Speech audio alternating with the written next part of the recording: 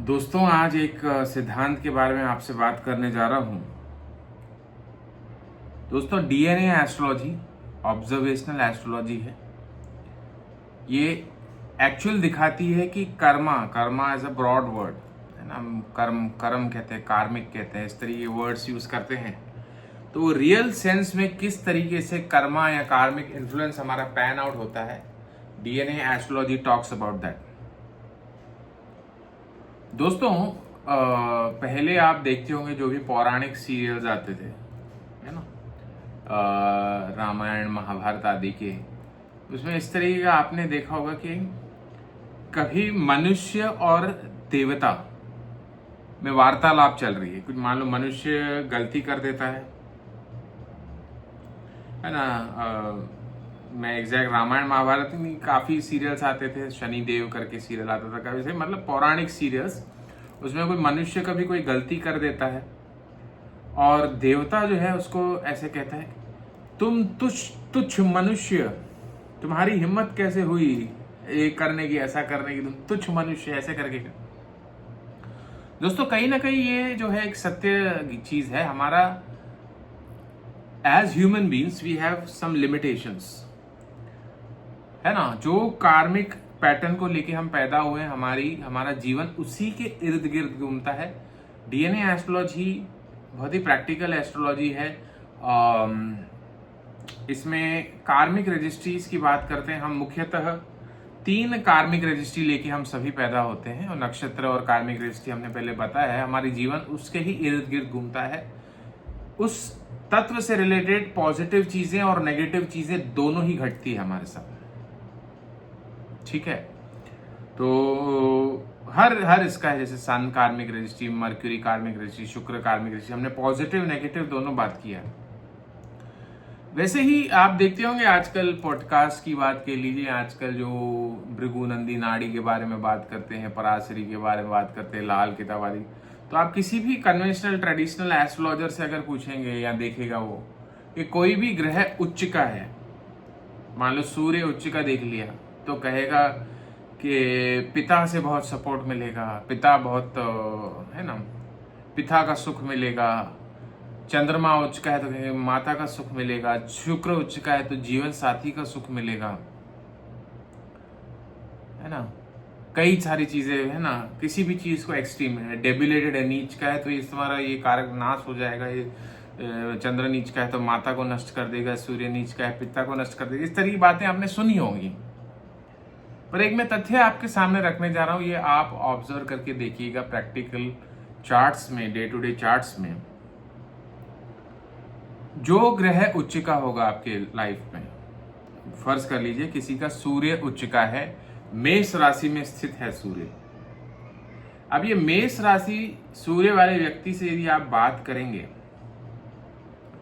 तो उसका जो है उससे उसके पिता से रिलेशन, क्योंकि सूर्य आप जानते हैं पिता का कारक, उससे आप पूछ के देखिए कि तुम्हारा पिता के साथ कैसा रिलेशन, कैसा व्यवहार। उस व्यक्ति के जीवन की एकमात्र सबसे बड़ी दिक्कत ये होगी कि उसका जो पिता है हमेशा उसे बोझ के तले में, एहसानों के बोझ के तले में वो रखना चाहता है। उसे वो हर चीज जताता रहता है। बचपन से तुम्हें मैंने पाल पोस कर बड़ा किया है, तुम्हें अच्छा एजुकेशन दिया है, अच्छा स्कूलिंग दिया है, ये दिया है, वो दिया है, हर तरह का सुख सुविधा दिया है। अब तुम्हें मेरे अनुसार चलना है, अब तुम्हें मेरे बताए हुए मार्ग पर चलना है। The person might feel that his father is a dictator. आप ये रियल टाइम में ऑब्जर्व करके देख सकते हैं। जो भी ग्रह उच्च का होएगा वो कारक तत्व आपका जीवन में धम गोट देगा, आप वहां पे सांस नहीं ले सकते। किसका चंद्रमा उच्च का है, अच्छा ये BNN, भृगुनंदी नाड़ी एक्सेट्रा एक्सेट्रा, पराशरी वाले क्या कहते हैं, 2 लाइन में कह देते हैं। चंद्र उच्च का है माँ का सुख मिलेगा, चंद्र नीच का है माँ का सुख नहीं मिलेगा। 2 इसमें पूरा फुल एंड फाइनल। आप देखेंगे कि 365 दिन का एक साल होता है। एवरेज एज आप 50 साल भी मान लिए तो मल्टीप्लाई बाय 50 इतने दिन होते हैं। तो हर दिन आपका एक समान होता है क्या?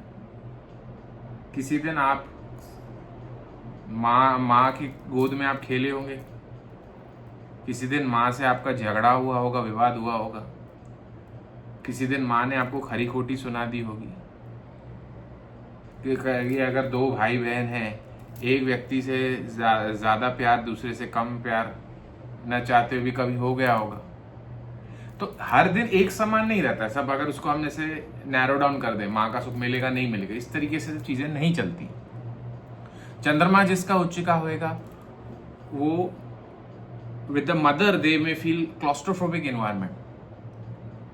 मदर उसे हमेशा जताती रहेगी, तुम्हें मैंने 9 महीने गर्भ में रखा है, तुम ये मेरा कर्ज कभी नहीं चुका सकते, तुम जो है मेरा एहसान कभी नहीं चुका सकते, तुम मेरे अनुसार चलो, तुम ये ऐसा कर लो, तुम ऐसा कर लो। दम घुटने लगेगा सामने वाले का। चंद्रमा उच्च का होगा वृषभ राशि का। मंगल उच्च का होगा, छोटा भाई बहन के साथ आपका इस तरीके का व्यवहार हो सकता है। छोटे भाई बहन आपको ब्लैकमेल कह लीजिए या जो भी कह लीजिए, इमोशनल ब्लैकमेल जो भी कह लीजिए वो करेंगे।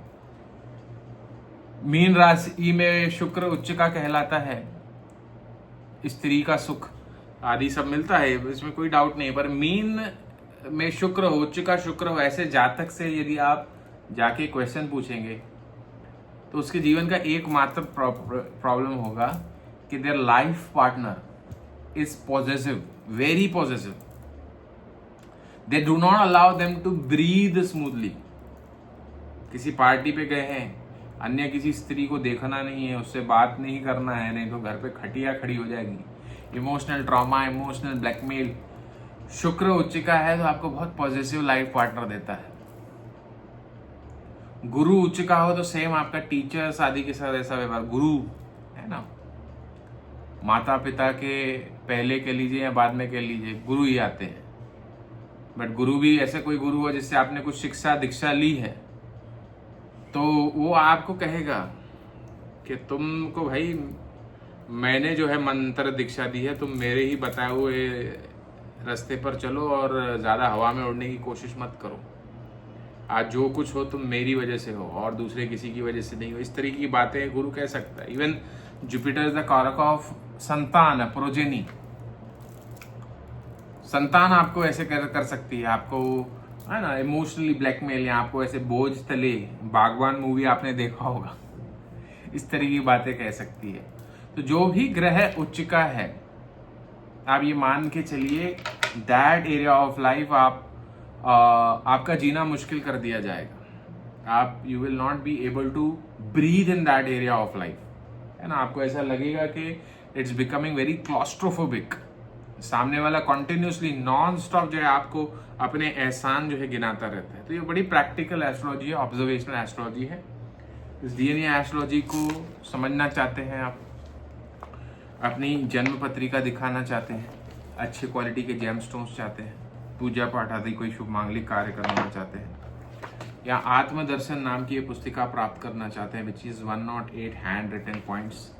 तो थोड़ा बता देते क्या है कि फर्स्ट पेज पे आपके बर्थ डिटेल्स, आपका हॉरोस्कोप वगैरह आता है, आपके स्ट्रेंथ्स, वीकनेसेस, अलग अलग ज़ोडिएक साइंस 12 हाउसेस में आपका क्या रोल प्ले कर रही है, कौन से नक्षत्र आपके हैं, कौन सा कार्मिक रजिस्ट्री है, कौन से ऑस्पिशियस नक्षत्र हैं, नक्षत्र सिंबल्स, कैसे आप नक्षत्र को एक्टिवेट करके मनचाहा रिजल्ट प्राप्त कर सकते हैं, rare remedies, rare mantra, lucky auspicious places for you, lucky yantras for you, lucky gemstones that are advisable for you, है ना, कुछ रेयर रेमेडीज, इस तरह की संपूर्ण जानकारी से प्राप्त कर सकते हैं।